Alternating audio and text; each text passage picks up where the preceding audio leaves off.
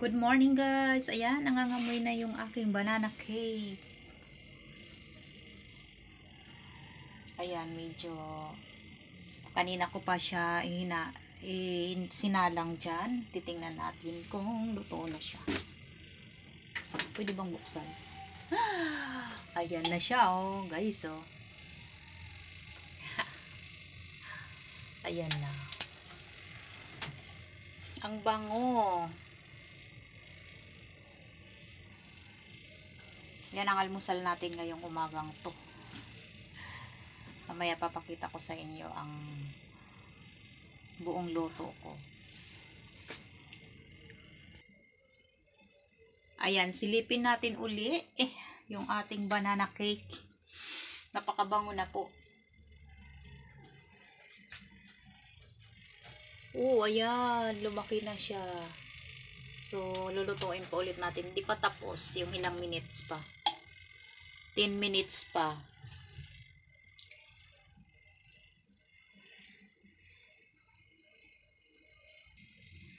So, ayan na guys. Titingnan natin ulit yung ating banana cake. Nakailang silip na ba tayo?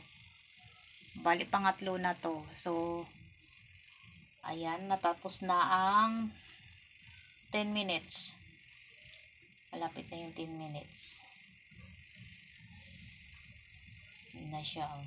Kasi niloto ko siya ng 45 minutes. Kasi dati nagluto ako, nilagay ko lang siya sa 30 minutes. Okay naman siya. Pero ngayon, dinagdagan ko. Siguro perfect na ito. Yan, tumunog na. Tumunog na siya. Ito na, prepare ko na dito yung pagpapatungan natin. So, ayan. Masarap pala talaga sa pakiramdam yung nagluto at tapos naaamoy mo yung sarili mong gawa. Ang bango.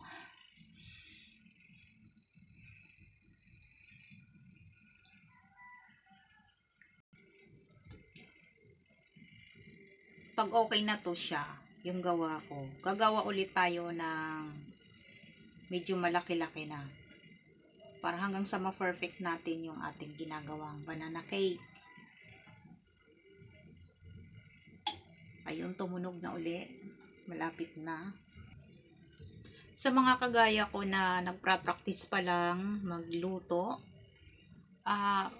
siguro mas perfect ito. Ganito lang muna yung bilhin natin na oven.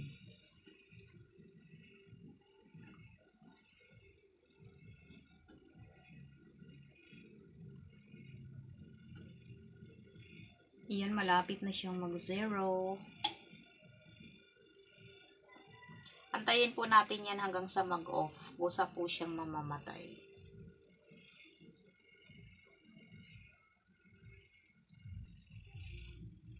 Ayan, kasi sinit po natin yan siya ng 180 degrees. Aywan ko kung kaya siyang maluto ng ganon. Kasi yung iba 250 full na po. Pero natatakot ako. Medyo may takot nga po ako.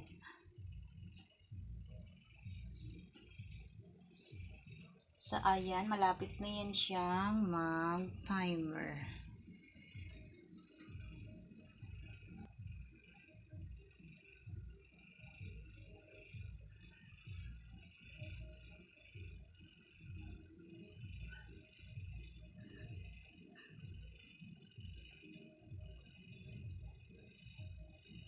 Ayan siya.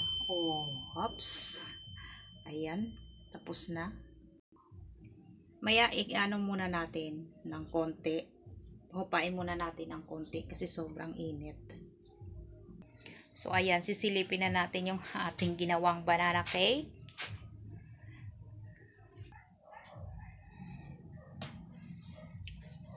Uy, wow. Umalsa talaga siya, oh. Galing na natin.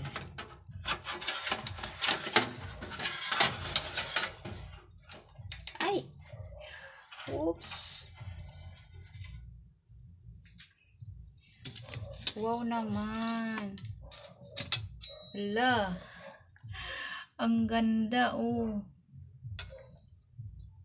Yan. 1 piece ng banana lang na maliit ang nilagay ko dyan. Tapos bumiyak talaga siya, oh. Umangat pa siya sa lagayan. Dito ko lang siya ihinorno. Ayan. Nakita nyo naman yung kanyang finished product. Thank you for watching, guys. Sana sa susunod iba yung ating magawa ulit ng mga cake. More cakes to bake. More bread to bake. Thank you so much. Bye.